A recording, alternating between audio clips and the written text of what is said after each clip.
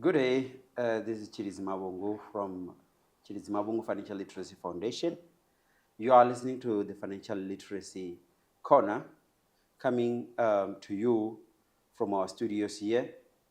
And today, we want to continue talking about financial literacy, talking about small businesses. And that is one big thing that we want to continue talking about because what we believe in is we believe in entrepreneurship. So today I brought a guest that I've been waiting for a very long time. I tried speaking to this man, trying to find him for a long time, but now finally he's here. Henry the Black. That's how we know him. But he's going to introduce himself. Henry, how are you doing today? I'm fantastic, thanks, man. I'm fantastic. I'm good. Thanks for having me here. Thank you so it's much. an honor. It's always a good time talking about entrepreneurship, and yeah, man, it's what we need. Yes, yes, yes. You know, to start with, who is Henry the Black?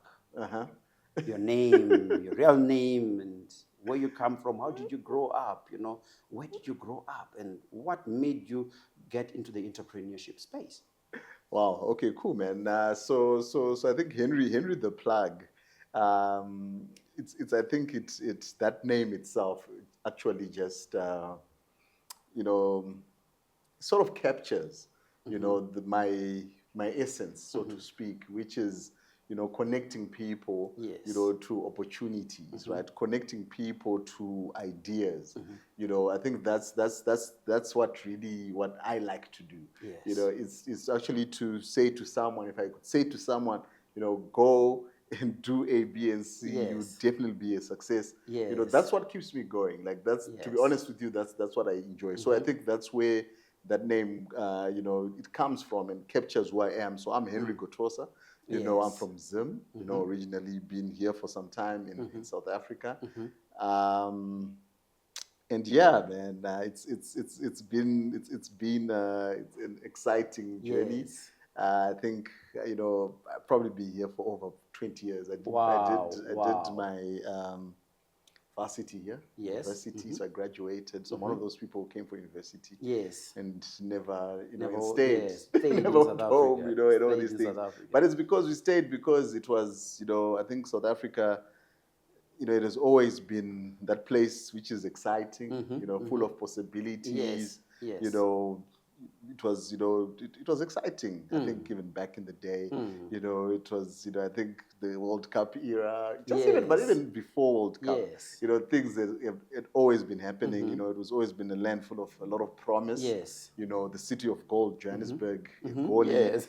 It is, man, I mean, it was just a big city, man. It's just a big city. I'm a big city kind of guy. Yes. I can't stay in a place which is not the big city. Yes. So if I'm in Zim, you catch me in Harare. If Yes, I'm in, yes. Wherever, Tanzania, I'll be Dar es Salaam. That's where I Yes, am. Where yes. things are happening in the big city. So I always laugh. I don't know. I don't no disrespect, but I don't Yes. even think I can stay in Pretoria. To be honest, I'm a with you. Pretoria I guy. don't I'm a know. I don't Pretoria know, guy. man. I don't know. But of course, I mean, Yes. Joburg is the place. Yes. Where things are happening. To be honest, but the good thing is everywhere things are happening. So yeah, man. So when I graduated, I went. It was also a journey of really after that figuring out who I was because I Yes. did law. The pathway to being an attorney, as others would be, wasn't very clear for me. Yes. Something like, so we even start with something like our education system. When you start to say from high school and they say, okay, so what are you going to be? Which degree are you going to do? Man, I think like most, that's where a lot of confusion starts. Yes. You end up choosing something like law maybe because you like talking or you Yes. like reading or whatever it is. Yes. But probably doesn't mean that's who you are. And I think for us, especially as Africans, Black Africans, that's where our problems start. Yes. In the sense that, but simply because of our history, that we've been excluded from the economy. Most of us are the first graduates in our the family, Yes, right? very In our true. broader family. Yes. So we do not we are chasing. We are being told, oh, these days it's AI. These days, study robotics, because someone else is just saying, do this. It doesn't matter whether it's your passion. It doesn't matter whether it's who you are. You even don't even have an opportunity sometimes to actually discover who exactly you are. Yes. Right? And we go into these fields. I tell you, for example, when we started at Wits there, first year, by second year, I can tell you a huge chunk, probably a third, had dropped out Yes.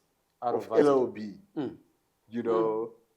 And what is the reason? The reason is because there's not much career guidance out there, but it's simply because of our history and where we are coming from that we don't have it. For example, for me, what I noticed is that our white counterparts, I'm not meaning to be racial or whatever, but let's say what it is the reality is that they already had been to a law firm by first year. Yes. They were already been in a court. They've seen this. Remember, there are generations of people who have been in the industry. It goes back to to whatever forefathers, yes. right? But you are the first graduate in your family. They've already tested to say, oh, okay, maybe I want to be a doctor. Say, oh no, Uncle Johnny is a doctor. Yes. Maybe go to his rooms and you can spend it. There's access. Maybe I want to go to VAC if I want to go to VAC work, I have to apply. Yes. To do VAC work, to go into a law firm. I have to apply. But for them, it's Uncle Johnny has this, Aunt Sarah is a doctor, and those is a lawyer, is an engineer. Go to their office and see whether it's something you like. But for us, we are behind, right? Because of the education, because of our history, we are behind. You get to Wits, you are hit by the bright lights. Yes. First thing, you want to party, you want to do all these things, and time is going. Exactly. Before you know it, you're in fourth year. Right? You do afterwards, I'm done with fourth year, now what? Exactly. You're back to applying. That's my next question, because I wanted to find out what happened just after graduating, because that's where a lot of young people are stuck now. Yeah. You celebrate your grade 12, everyone is excited, then you are accepted at a university or a college, then you go and study, and then when you graduate, the whole family is there, they're sitting with you, they're enjoying the graduation ceremony. And what happens after the graduation? What happened with you? I mean, other people are fortunate enough, but it's not everyone to go into, the well-established, candidate attorney programs. In other fields, it will probably be your graduate recruitment programs and all these. Some people are fortunate that they, easily flow into that. Yes. But unfortunately, I was one of those people who still had to do applications, afterwards. But I think for me, I actually had an opportunity to do like a research and teaching program at Wits. So it was almost like, I just went out of my fourth year. When I qualified, I went into, the academic space. But again, I wanted to be in the corporate space. Yes. So that's the thing, right? That everyone, wants to be in corporate. Everyone wants to be in corporate. So I end up, after that first year, after that year after graduation, when I was doing like a research and teaching associate thing, where you do research, you're tutoring and all these things. After that, I end up going to work, for a consultancy company, which was doing, strategies in ESCOM, sourcing strategies. So already, I'm not doing the law thing anymore. I'm already now saying I'm in corporate, but it's already something broad as well, right? I didn't do that for a long time. It really wasn't my thing. I quit that, did something which I was doing like sales, selling door to door. Man, it was crazy, man. I was one of those guys.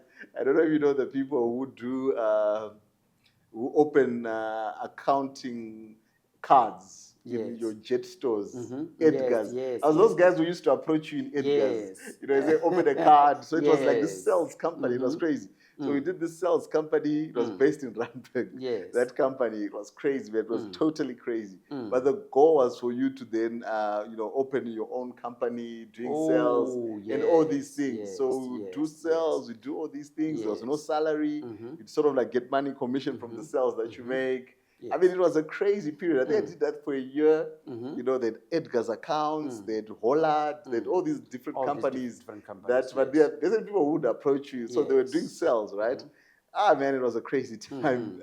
We even did a Vodacom campaign Yes. back in the day, man. But Vodacom was more like B2B, like in the streets of Joburg. You wake up early in the morning by 6 a.m. Yes. Yeah, in that Wow. in that office, it's like a lot of young people. You know, you're doing all these crazy things. You go out to the field, you sell, and you come back, and all these things. So it was quite hectic, man. Yes. But I learned a lot in terms of Yes. sales. I mean, the whole system. You know, keep it short and simple. It was Yes. called KISS. Keep it short and simple when you're Yes, selling. yes. You know, we do all these things. You know, put the product in the hand. You Yes. know, create that possession. You take it out. Yes. You know, fear of loss. It was the whole system. The when techniques. It You were came taught to all those sales, man. It was techniques, crazy. But yes. sales is psychological. So that was that. Then I think after that period, man, I fell into some sort of depression after that didn't work out. Man. It was quite crazy, man. Yo. Because I'm trying to figure out, you know, who am I and what do I do, right? Yes. Then eventually I was like, you know what, let's just get back to basics, you know, back to that law degree. Then that's when I then got into labor law, right? So I Yes. found one random day checking on Gumtree. Back in the day, you could get a job on Gumtree. Gumtree, yes. I don't remember know what Gumtree, these yes. days, but back in the day, you get a job on Gumtree. This guy is advertising a job, you know, needs whatever. Did law. I called him up. He's like, "What are you doing right now? You know, come to work." Wow. Then I went to work, and that's how I got into the labor law space, man. CCMA, you know, I did that for probably 2 years, maybe. You know, working for that company. You know, maybe just over 2 years working for that company. Yes. You know, from the ground up.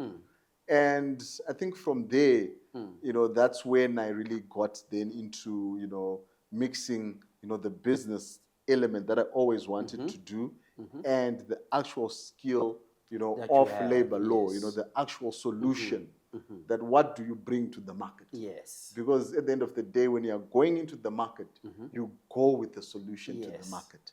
You know, so that place is where I actually found like the solution that I was going to be providing to the market. Yes. But though I didn't go there looking to say I want to start my own business, I went there looking for jobs, For a right? job, For a yes. job, right? And I went there and I just said, no, I'm going to be the best I can.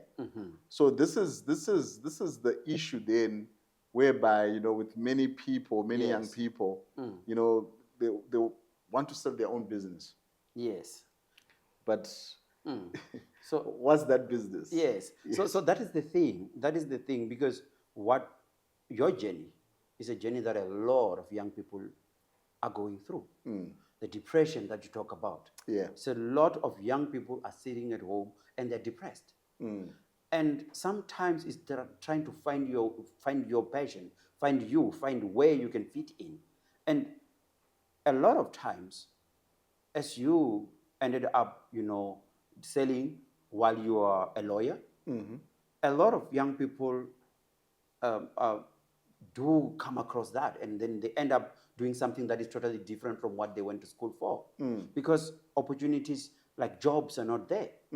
And you can see now it's becoming worse. Yes. You know, unlike your time, maybe there were a bit of opportunities. Graduates are graduating and there's nothing much. But you touched one part that we always talk about here in this podcast, the part of entrepreneurship. Yes. The part of entrepreneurship. How then do you, because that's exactly the same thing that we did at our, when we started our company. How then do you link your qualification and the company, you know, the business, the entrepreneur mindset that you have? How do you then link these two? Because that's exactly where I want us to go now. Because you spoke about being in this industry where you're doing labor law, but then when I see you, a lot of times I see a businessman, I see an entrepreneur. How do you link these two? Yeah. So I think, you know, we in terms of, you talked about the introduction. So Yes. so we are running a company, you know, Yes. personally.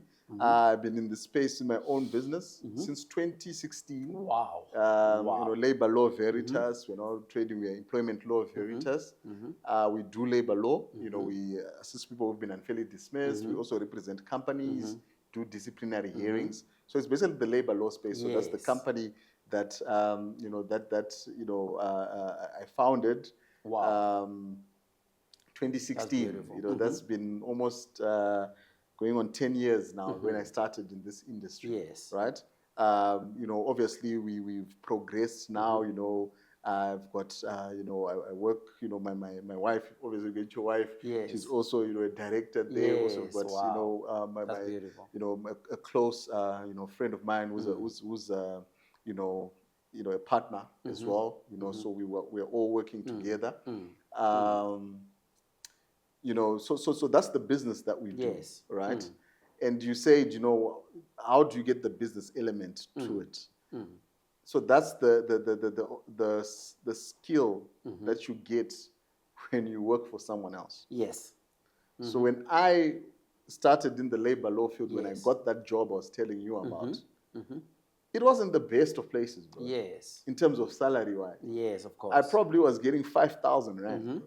When at that time, Yes. it wasn't even enough to rent an apartment. We had to share an apartment. Yes, You couldn't of even course. buy a car, you know, with that amount of money. And a lot of people, you know, there was, because it was also like an entrepreneurial type of place as well. That company, yes, you know, it was almost getting to, you know, probably, but it was founder run. It was the owner running this company. Yes, you know, yes, so it yes. wasn't like a corporate company. No, not. So it which was a not in that blessing level. Yes. in the sense that it was an opportunity to learn. You to could learn. learn. You can learn from this person Yes, all the skills I that you had- need to run a business because it's a Yes. small business. And that's one thing that our young people should understand. Yes. When you get an opportunity to work in a business where it is a bit smaller, Yeah, founder-run the business. founder-run business, you get an opportunity to sit with the CEO of the business and work with him. And that's where you learn the basic skills of running a business. Yes. But this is where young people will say, no, I can't work for this small firm. I rather wait and work for bigger corporates. Yes. And in that bigger corporate, of course, it's good money, but you are going to specialize in one item of everything that you learned. Maybe one chapter of the whole qualification that you did. Yes. And you're just going to be working on that. Yes. You know, I would give an example of an accountant.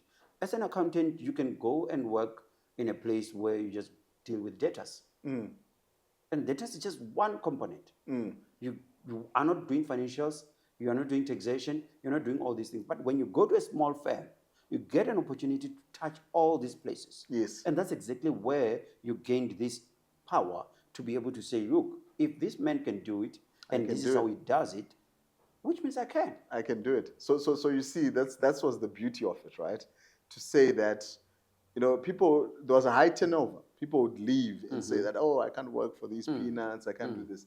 But the thing is, I wasn't there for the peanuts. Yes. I was there to learn a business. Yes.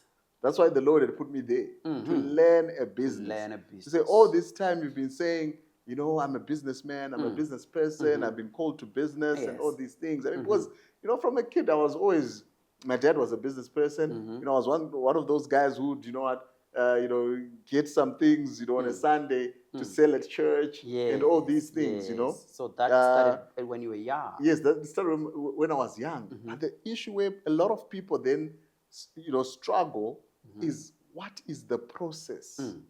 What are the steps that I have to take to get there?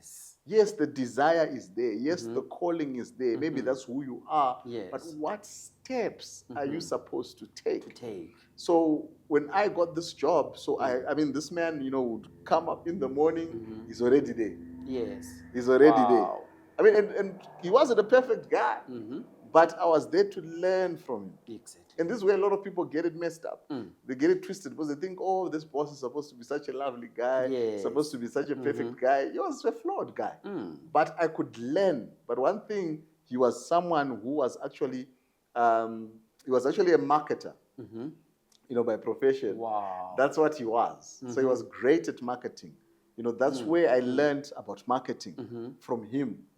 He didn't even have a law qualification. He was a marketer. But he Yes. understood. And the funny thing is how he got into labor law Yes. was that he got retrenched. Oh. He was a director at a one of the Yes. biggest companies in South Yes. Africa. He was a Yes. director there, and things He he was fell out with retrenched. the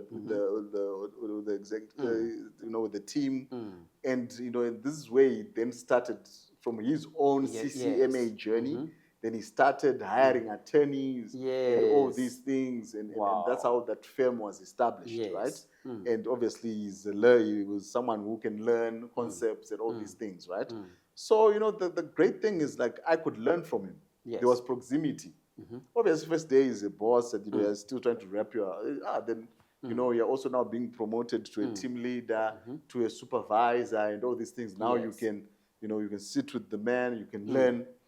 Because in my mind, to be honest with you, in those 2.5 years and whatever it is, what I'm learning, which is very important for entrepreneurs Yes. in any space, learn something, learn these things, these three, probably there are 3 things or 4 things.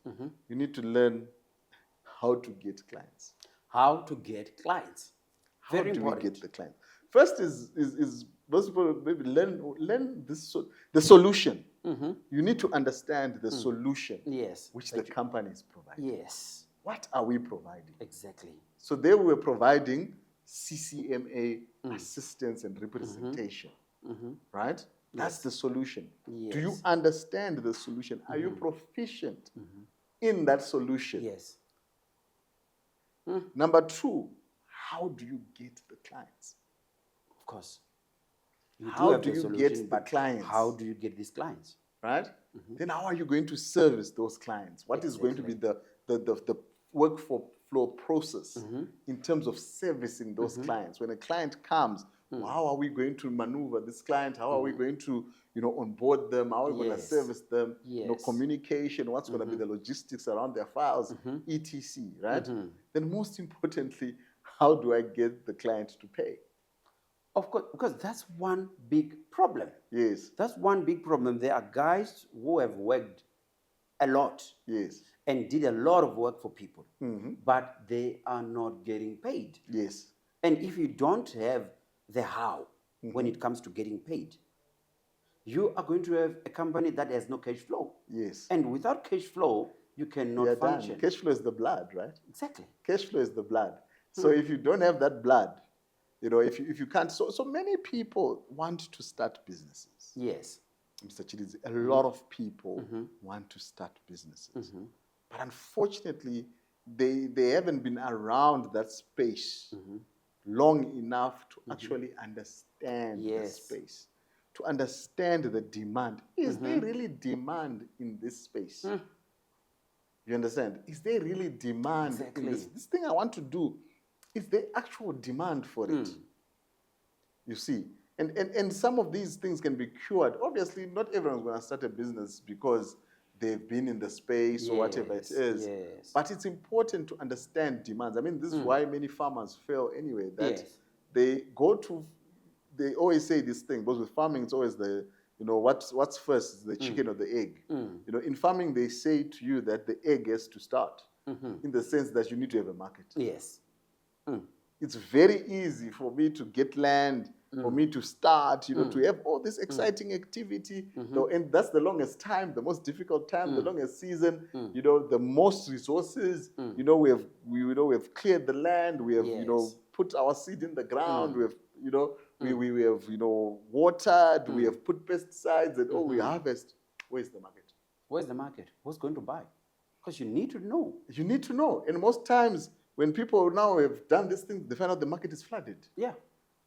Everyone is selling the same product. Everything is selling the same product because people have not invested in planning. They haven't been around the space to understand. But someone who was a farm worker will tell you, hey, we have to, let's rather do this at this time. Exactly. Oh, you're talking about maize. Let's not do maize right now. Let's do peas. Yes. Let's do something else. Yes, peas might be a bit difficult, but let's do them. Because it's going to be better for us in the long run. Or maybe let's do maize, but we're going to do it 2 months earlier than the rain season. We need to put drip irrigation. Yes. So that at least we sell them as fresh millies or Yes. whatever we're going to do, and we're going to generate more funds, right? So these are the insights that you need before you start a business. It's very easy to start. I mean, we have started a lot of things very, very easy. And then a lot of times people start and fail. And they fail, not because that thing is not a good idea, but sometimes because of the execution was not there, the planning was not there, and all these things, right? So you learn to say, finally, how do I get the clients? How am I going to get the clients, right? So these are things that you need before to have an understanding of before you get into the business. Yes. But also when you get into the business, so when I started then in 2016, obviously I got capital, you know, and the great thing is about this, for me, the capital, I got it from family. Yes. In the sense of Well, loans. that's another thing, because how do you start? Because a lot of people will sit and say, I can't start because I don't have capital. But then you are saying, I sought capital from family. Yes, and the reason why I could do that in terms of, and I'm not just saying, some people will think, no, it comes from the, no, my family, I don't come from a rich family. But it was obviously one member or two members, you know, one of the couples in the family, you know, who could give a loan. Yes. But why could they give a loan? They knew my track record in the space. Yes. They knew that this guy, when he was working for that guy, this guy was excited. This guy was promoted to become a manager at that place. This guy understands. He was always telling us about the settlements that he was making. He was always excited about the work. You know, there was never one time when he had a disciplinary hearing or whatever it is. You had a reputation. I had a reputation within my own family. Yes. They knew that this guy was excited about the job that he was doing. Right? Even when I then got that loan, I had to present a business plan very detailed about how this thing was going to work. That was good. Because I knew, was my my former boss, I knew how he was getting clients. Yes. He was doing Google ads. I knew that because, I mean, we could sit down and we would talk about these things. So I knew these things. Yes. Right? And when I presented the business plan, at least that you know, those members were like, oh no, you know, we've got confidence in you that you actually know what you're talking about. It was not even a story to say that, Henry has started his own business, let's do a family meeting to discourage him, whatever it is. Because they knew that they knew how much I knew the space. And how excited I was in the space, and how I was performing and progressing in the space. So they were confident enough to lend me the money. Yes. You know, that's the thing. And when you're talking about that, it's one of the stigmas that we have, because family can play a big role. Yes. I once said, we can invest for funerals. We can come up with a stokvel and go and invest for a funeral of every single member of the family. I make sure that Henry has a funeral cover. Everyone is covered in the stokvel. But we don't really invest for tertiary education. We don't really invest for young people to start businesses. What if we had this stokvels in such a way that a young man, Henry, who wants to start a law firm, can come and present his business plan to the panel of the stokvel and say, look, here is my business plan. I want to start this, and this is how I'm going to do it. You know my track record.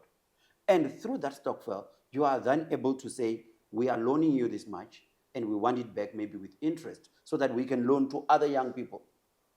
And in that way, we would have been making a big difference. Wow.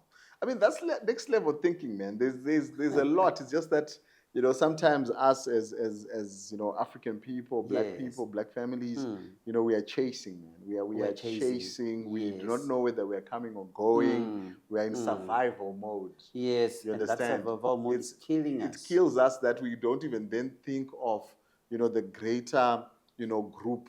It's now individualistic. You know, it's about me and my family, and what we are doing, and are we winning or you know, succeeding. You know, even in that little family, there also then becomes divisions and all these things. But you know, that's, I mean, those are next level ideas that we can, if we're not implementing in a family point of view, we can even implement at a group point of view, just people, you know, as friends. You know, how many things are we even doing as friends? As friends. You know, most of the time, maybe we just meet up. You know, those who drink are probably just meeting up for drinking or baby showers or whatever it is. There's no real, you know, where people say that, you know, can we bring, resources together? Together. Can we, create a mastermind? Yes.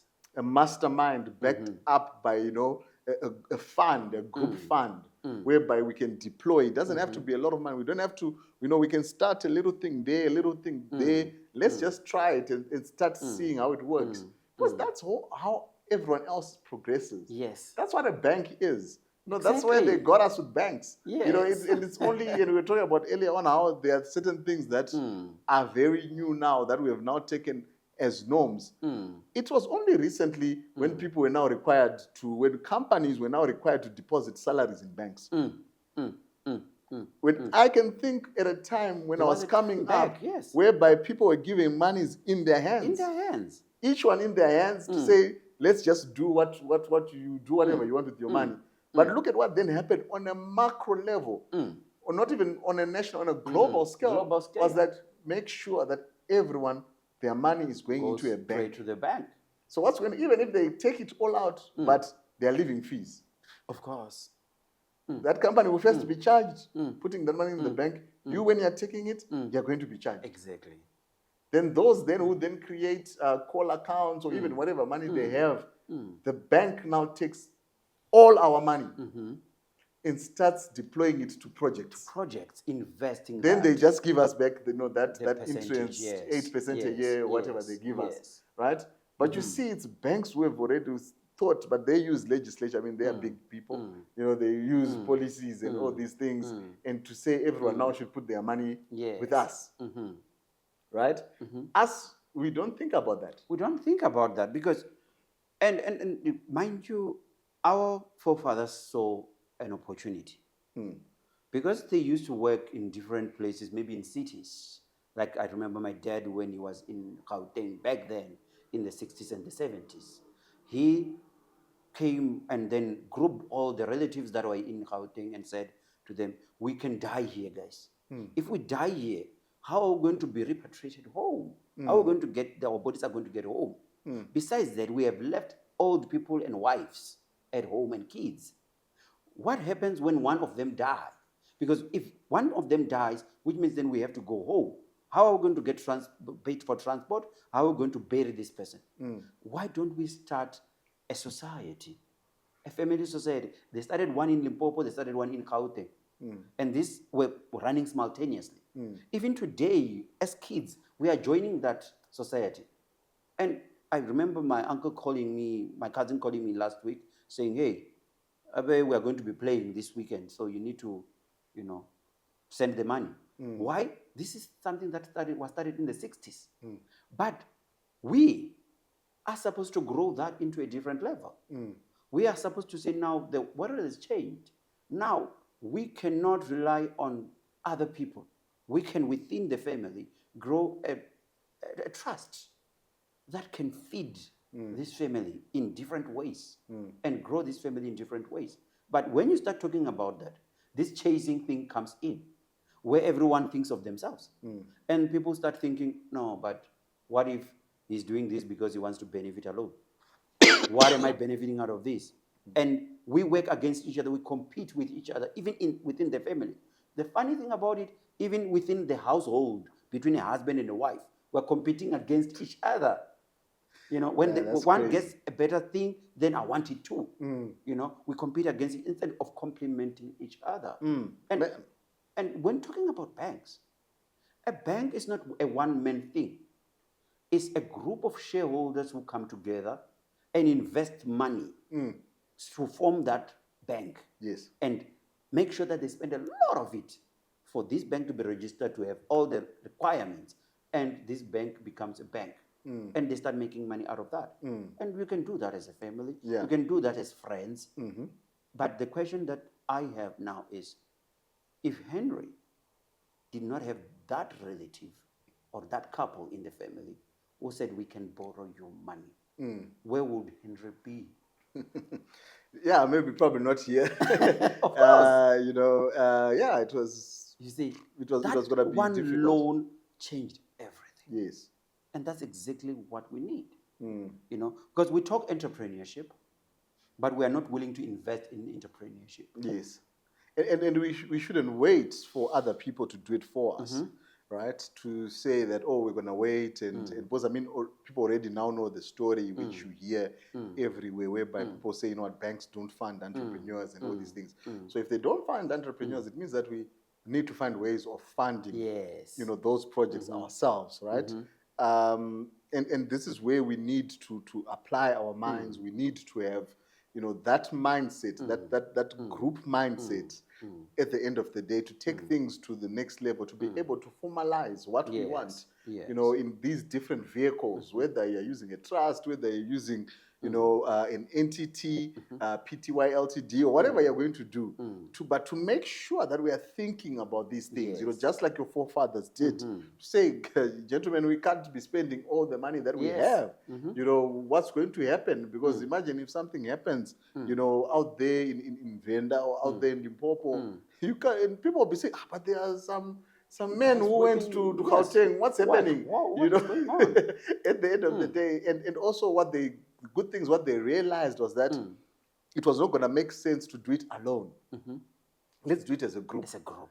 You know, because I So can't the bigger say muscle. when you know, every time I have a problem, then I have to now. I mean, it will derail the whole reason why I've come to Gauteng anyway. If I now have to deal with this by myself, but let's do it as a whole society. Yeah. Wow. So you know, me and you come a long way. When we met online. Yes. You know, and it was back then, you know, because of COVID, a lot of people started going online, and that's how we communicated back then. And I met you online because what I did was I found that you have a live around 8 o'clock in the morning. Yes. I just was browsing and then I came across you. And then when I entered there, I realized that these are entrepreneurs. These are business people. And I started commenting there, and I told you guys that I'm an accountant, and you invited me. Yes. You said, you know what, come, we want to interview you, we want to listen to you, because these business people want people like you to talk to, you know, about taxation, about all these kind of things, financials, the importance of financials, and all that. And that's how we met. But what I'm interested in is you have a reputation of bringing entrepreneurs together. Yes. Where did that passion come from? Yeah, so I think it's also from my journey, right? From my journey trying to figure things out, trying to make a mark for myself, trying to find my path. Because I tell you, finding the path was very difficult. Yes. It was a very difficult, you know, thing, to be honest with you. And it was almost impossible, Yes. you know, to find a path. Though I had a burning desire to be an entrepreneur, Yes. but I didn't have the path. You know, but God eventually led me to the path, you know, which was working for someone else. And then in that time, a lot of things happened. And by the way, if there was nothing, hectic things happening in that company, which eventually brought the company down. Yes. They said my former boss was not a perfect person. I probably never left. Because within me, I'm also someone who, I don't even know if it's to a fault, but can be loyal. If Very loyal, if I've got an idea that I have with the person I'm working with or whatever it is, you know, unless I don't know what you have to do, you know, for me to say, let me leave this or whatever it is, let me walk away from this. So it was just that, you know, it then made this, there was a time when it just made sense to say, okay, let me go and start my own thing, right? And I never came back. It was difficult even leaving there. But my passion for, you know, entrepreneurs it actually just stems from my journey. You know, to say to someone else, if I can bring you in a space where you can even talk to people and even one signs up as a client, you know, that's a great thing. Yes. And very even true. if they, you know, also Very get true. to understand why they need accounting in their Yes. business, that's a great thing. Yes. You know, so that's where that passion comes from. I'm telling you, even when I was working in that place, I probably, you know, connected about 3-4 people to start working for that guy. You know, Wow. it was when he needed people to work with, you know, to work for him. I would actually, with my friends, people I know, say, hey, man, give me your CV. Yes. You know, let's do that. You know, and Yes. that's how the world should work. Yes. You know, you are there to get someone else, to provide a platform for someone else. Yes. And that's where really it comes from, you know, to say, oh, these guys who at that time we were, giving ideas even Mm-hmm. for how to grow your social media. That's where it comes from. To say, you know what,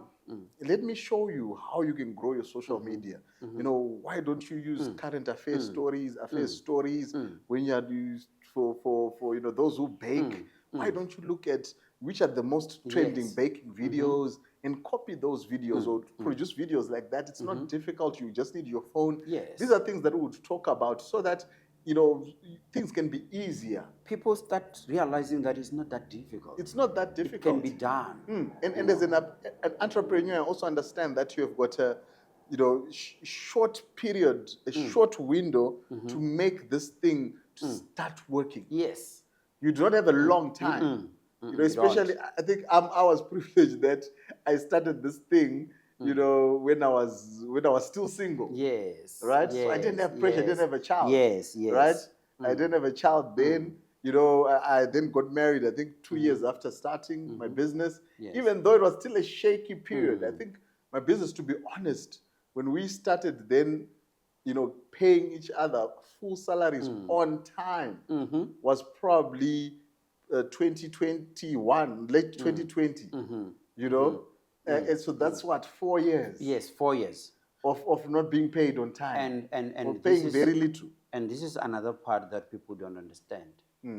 When you start a business, you are not going to be getting a salary on the day that you're supposed to. It's not a corporate yet. Yes. It's not in that level. Yes. So it took you guys about 4 years to 5 years to be able to start paying a normal salary in time. On time, on the 25th. So and when you start understanding that, because that's another frustration for a lot of business people. Yes. But I have started this thing and I thought I would be rich by now. You're on your second year and you're expecting to be rich by then. It doesn't work like that. It can't work like that. It takes around 5 years to start realizing your profits. Yes. And sometimes it can even take 10 years if you're building something bigger. Of course. There are social media platforms that took them 10 years to start making profit. Yes. And people don't know these things because from the beginning they see this thing becoming big and they assume that these people are having a lot of money. And the minute you start a business, everyone immediately conclude that Henry is rich. And it's not always like that. There are years of struggle that are part of that journey. Of course. And with you, with all these things that you did online, and which must thank you now, here, in front of everyone, that Henry, you created a platform where a lot of podcasters, a lot of bloggers came out of your life. Because there are a lot of people now that are doing lives and they are changing lives. They're doing classes. Yes. There's somebody who's doing baking classes. There's somebody who's teaching people about, robotics. Yes. But they came from your life. Yes. I'm sitting here, I'm doing a podcast. I came from your life on social media. Yes. And you encouraged us there. Go do it. Go try it yourself. We go there and we're sitting and there's only one person who's viewing. And we're like, I'm not doing this anymore. Yeah. This is embarrassing. Yes. But as time goes, these things start eating you up. You start thinking, but I can do this. And when you start doing it, you become amazed at the power that social media has, where you find different people connecting them in one place and they start making things that are amazing. And that's one thing that I think this podcast that we're doing, the financial literacy podcast that we're doing, is all about. Yes. This is a corner where all of us come together and share information like this. Because when we're sharing like this, a young man is watching us and he's saying, wow, if Henry did it, I can do it too. Definitely. How did Henry do it? Why can't I? Yes. What is it that he has that I don't have? And he will go out there and be encouraged. And one day he will meet you and say, Henry, you were on a live one day and I saw you. And that day you changed my life. No, so true, man. So true. And I think, that's the reason why we do what we do. Even on social media, which, I've got, I was laughing with you that I wish I was someone who could just do one thing. I wish I would just niche down. But now I would, this Employment Law Veritas, we also have got, Success Inspiration Academy, social media, where we talk about these different, we meet guys like yourself, we meet entrepreneurs, that's just my passion projects, right? and you teach things about property, you know, how to navigate the property space and all these things that we're doing. And it's very important because we need that education. But as you Yes. said, that you know you get that desire within you when you see someone else doing it, and also to understand that when you get an idea, you know they are what they call, you know, there's this cycle of competence, right? They call it a cycle of competence. That when you start something, there's something called unconscious incompetence. Yes. Yes. You don't even know what you don't know. So when you hop on a live, and I did that, that was my best experience on a live Yes. as well. You know, I just started the live and Yes. I'm talking, and I think someone even came up and commented, "Who are you shouting at?" You know, it was crazy. I didn't know Yes. whether to play music, and I had to shut it down, and I had to give it another go. But what was it? It was not that the lives are a bad idea. It's a good idea. It's even a God idea. You know, sometimes you get an idea, but sometimes what's lagging. So the idea is there, but what's still here is your own competence. Exactly. And that is what we need to respect and give due time to. Yes. That, guys, there's going to be a period where I need to gain competence. Yes. And be humble enough to understand that I am not there. So it's called unconscious incompetence, whereby you do not even know what you don't know. Yes. And that can be a dangerous place to Yes. be if you're someone with pride. Of course. And that's one thing that is killing us. Because pride, sometimes we don't even ask for help. Yes, you don't ask for help, and you think that I should just know this. Yes. Because I have a degree, I should just know No, this it because doesn't work like I've that. done. No, so It doesn't work everything like has to be respected. That's why personally, I respect anyone I know who has built something.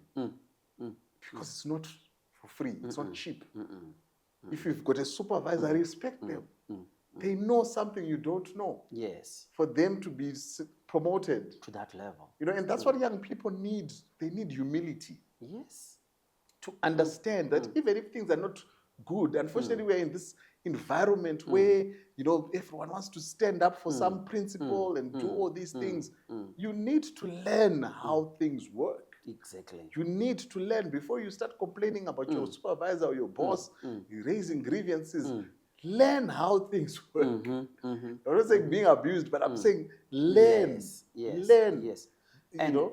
and this is coming out of a labor specialist. Yes. You know, somebody who works with employees. Yes. And you are saying this because you see it happening. Every day. Yes, because you That's deal why we have with clients. this thing. So, so tell me about some of the cases, not mentioning names and all that. Some of the cases that you had to deal with the CCMA and all that. Because a lot of businesses, one thing that I see is that there are a lot of minor mistakes that we ignore, and at the end of the day, they haunt us. Of course. Of course. So talk to so us. so we're gonna okay, so I'm gonna touch on that after this, but I just wanted to just finalize this Yes, point I of was course. just saying in terms Yes. of building your business, Yes, right? yes. That's, you know, from unconscious incompetence, you know, you're going to have conscious incompetence. Oh, yes. Where you are now aware You are of the aware. things that you don't know. And that's a Yes. great place to be. It's not a Yes. place to feel overwhelmed, but because it's an opportunity now to focus your efforts on learning. On learning, yes. Then once you are done with that hurdle of conscious incompetence, that's when you move to competence. And that can take 5 years Wow. for your business to start working, Wow. for your career to start working. Exactly. It takes time. It takes For this time, thing and to people work. want quick results. That's the problem. And it's not going to work. And when you are in there in terms of also giving your business an opportunity to actually grow, you need to make sure, because we talked about cash flow, Yes. that you are not ladening yourself or burdening yourself with a lot of sunk costs. I see people who start a business today, already they've got an office. What do you need an office with a door for? Exactly. There are now shared spaces around. What do you need an office for? Already you're employing people. What do you need to employ people for? Yes. You can get independent contractors. You can do all these things. So what I'm just saying, the great thing about in 2025, when you have a business, when you're starting a business, you can be as lean as possible. Exactly. And this allows you to grow in your grow, competence, to give your yes, business an yes. opportunity to grow, yes. before you start piling these The expenses. minute until you see the need. Because sometimes it's about people will see that I have many employees, people will see that I'm driving big, people will see that I have an a office. nice office and then a lot of beautiful furniture inside. And that is just for people to see. Yes, it's got nothing to do with cash It has flow. nothing to do with cash flow. It has nothing to do with your bottom line, which is your profit. All you need is a nice place to meet clients. It could be a boardroom. And Exactly. people don't even mind these days. They are so relaxed. People can even meet in coffee shops. Yes. They can even do all these things. So I'm just saying, from that point of view of the employees, is to say that, you know what, you can start light. Exactly. But now going to the issue of you know, what we talked about, you know, when you are getting into that space of employing people, man, what I need to tell you first as a prospective employer, Yes. it's very easy to appoint, but it's very difficult to unappoint. To unappoint, yes. It's very difficult to unappoint. So be careful when you're appointing. Yes. You know, have your contracts with the probation periods, but also follow, you know, procedures. Because that's the one thing in South Africa which is big in our constitution. We do not have something called summary dismissal, whereby I can dismiss you because you have done something wrong. In America, if you are late for work, you are dismissed. Because it was clear you punched in late. Yes. I don't need to do a hearing for you. But in South Africa, in the constitution, there's something called the right to be heard. That means even if I catch you stealing red-handed, I need to call a disciplinary hearing for you. Okay. Because it's not from the history of apartheid, and even in the whole of Africa, where, you know, there was these things back in the farms, and I think maybe in the mines, where when it's payday, you know, people will be beaten to run away, and all these things. And so those things now came into the law, to say that everyone has a right to be heard. Yes. Say that even if you're caught red-handed stealing, there's something called the right to be heard, right? And then you do a disciplinary hearing for them. It's going to cost you money to do disciplinary hearings. You need a chairperson. Even if it's performance, someone is not performing. Yes. Have a performance procedure. It doesn't have to be difficult, but also the way you do an effective performance procedure is you need to effectively define everyone's role. Yes. What are their targets? Sometimes people don't have targets. You just say, you're not working, you're not working. What are the targets? What is it that you gave me Define. as a target? When you said you now want to employ an extra salesperson, you are not going to do the sales yourself, or you are going to help with that person. Did you check to say you yourself, how many sales were you doing? Exactly. Right? So that you can now have an expectation on the person you are hiring that at least they should do 5 sales a day. And if they've failed to do 25 sales a week, we have to evaluate to say why. What is the problem? Is it that there's no sales pipeline or whatever it is? But I have clearly defined it as the entrepreneur, as the founder, to say, what are the sales this person is going to do? If he's going to manage files, how many files is he supposed to manage? You see, so our challenge is we don't even know how to define the work. People come in, we are now frustrated at them, and all these things. We do make up mistakes, we just dismiss people. You go to the CCMA, you're hit with 12 months salary, and that's hectic. That will sink your business. Wow. So and that is very important. That is very important. But there's one thing that before we finish, I want you to talk about. You have been doing rounds all over the country, even outside the country in Zim, interviewing different entrepreneurs. Yes. What are you seeing? Are you seeing entrepreneurs becoming like, and people starting to understand entrepreneurship? And what are the growths that you see out there? Recently, you were talking about guys who came together and formed a sort of a business where they are investing in properties. Yes. You know, you were in Zimbabwe. You interviewed guys that are building in Zimbabwe, and some of them are South Africans and doing business in Zimbabwe and developing different things there. So please talk to us about that, maybe a bit of that, because we really want to understand that, you know, because a lot of people think that business can only be done within the borders. And that's the challenge. Yeah, so I think, you know, one thing for sure is that when you look at you know, one thing for sure is that when you look at the success, you know, the people who are the most successful, the companies, which are the most successful Yes. companies? If you just say, if you, in your mind right now, if I Yeah. can just ask you, what are the, in your mind, if I just say 4 successful companies, which companies come to mind? Well, the companies that come to mind is the grocery stores, chain stores that are all over the continent, our banks all over the continent, and From a the tech mining guys. perspective, Is that from a technological perspective, tech perspective? or social media, you know, Yeah, the most American yes, companies. Yes, you know, your Facebooks, Facebooks, right? When yes, you look at yes. the biggest, most highly valued companies in the world right now, It's you a know, tech. you talk about your tech companies, your you know, your Apples, your Teslas, you know, all these companies. Yes. But what's the common thread? Your Facebooks. The common thread is they're limitless in terms of Yes. borders. They are not restricted to a certain border. They are worldwide Yes. companies. They can deploy their technology, whether in those the who are world. doing software and things like Facebook, it's deployed in Worldwide. real time all over the world. Yes. Right? And that's why your Mark Zuckerbergs are the most successful people. Yes. Yes, true. Right? We're talking about Starlink right now. If sometimes it's just maybe, you know, regulatory issues, but it's something that can be deployed all over the world. So the people with the most amount of money, the most successful, are building global networks. Yes. And that's exactly where we need to tap in. We need to tap into that. But how do we tap? First, we have that open, you know, that open, you know, boundaries and borders and whatever mindset. It's different from, you know, the thing, you know, we are just saying be open in your mind to say, you know, I can actually have a business in Zimbabwe, in Tanzania, and whatever it is.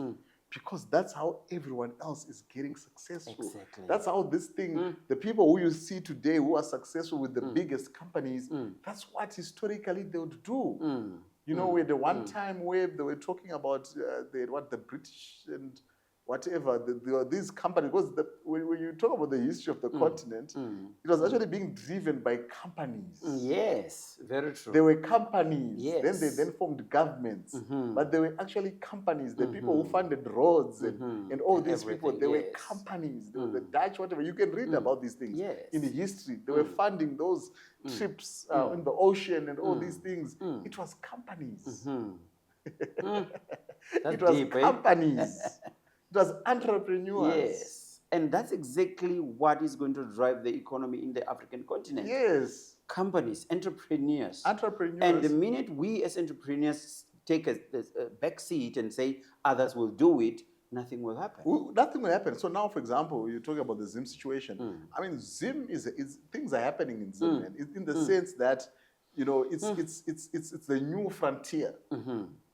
It's the new frontier. Yes. Zim has got the 6th largest deposit of lithium in the world.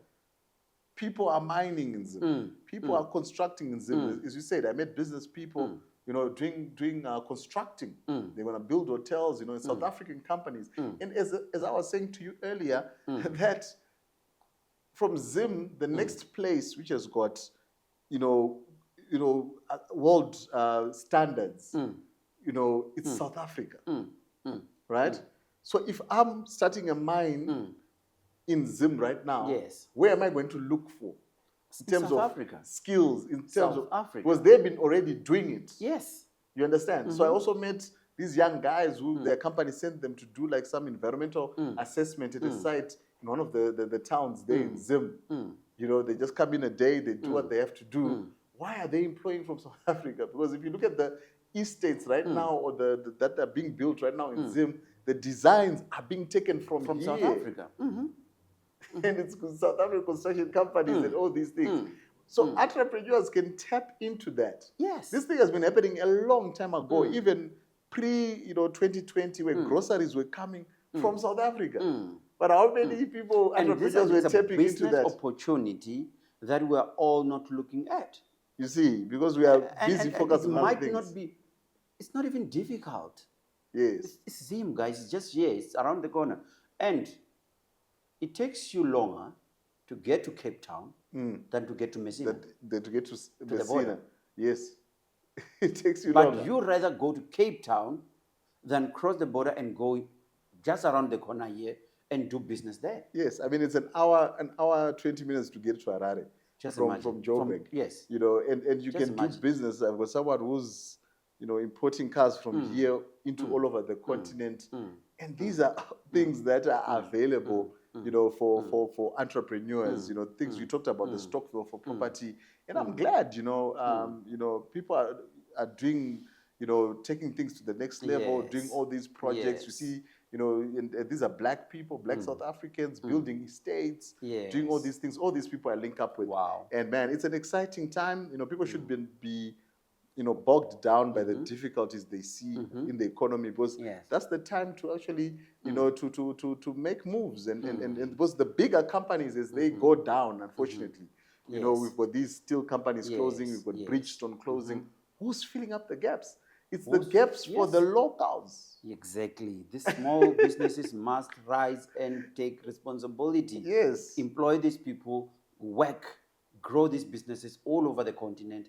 And I said, parting maybe here as we finish, I said other countries from outside Africa are coming to South Africa to explore the whole of the continent. They are starting businesses everywhere and they are doing well. But these are the opportunities that as Africans we are not seeing.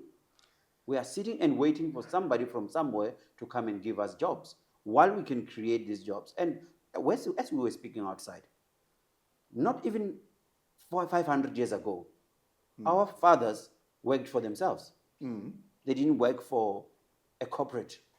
They worked in their own villages. Yeah.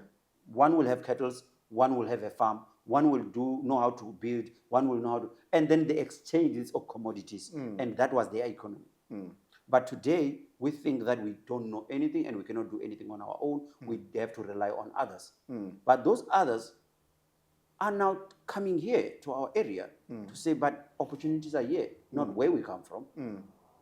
But we don't see those opportunities ourselves. No, we don't see those opportunities, man. And it's so interesting that right now, even in a place like Zim, that, you know, there are people from all over the world coming into Zim, you know, people who are from the UK, you know, coming back to Zim and all these things to take things to the next level. And it's sad. What we're going to see is that, again, Africans are going to be left behind. Yes. It's so sad. But if we don't open up our eyes, we are going to see that Africans, and this is not just for this, for the whole of Africa, we are going to see that again, once more again, after that scramble of Africa, we're going to see Africans being left behind. Wow. So, Henry, if we want to get hold of you, how do we get hold of you? Okay, I mean, it's easy on my social media platforms. TikTok, Success Inspiration Academy, on Instagram as well. On Facebook, it's Henry Gotosa, Gotosa. That's on Facebook. They can catch me there. Yeah, Wow. and Yes. the work side, labor law, employment Yes. law, Veritas. Yes. That's our handles on social media. So you had Henry is one of those guys who can be able to take you out of trouble with your employees, and that's exactly what he does every day of his life. But besides that, he's an entrepreneur. You can learn a lot from this guy. Go to his social media, you'll hear a lot, you'll see a lot of things that are happening all over the continent, and that's exactly what he does. So, but one thing that I want you to do, I want you to subscribe to this channel. If you find that the information we're sharing here is beneficial to you, is something that can change your life, please subscribe to the channel and make sure that you subscribe, and you make sure that you even share with your friends that you have watched this. You can share on your social media platforms and everywhere, because we want to be able to touch a lot of lives, and we want to change lives, as we have been talking about here. So we really appreciate it. We thank you for tuning in. If you have been here with us from the beginning to now, this is the Financial Literacy Corner, and we are out. Thank you so much.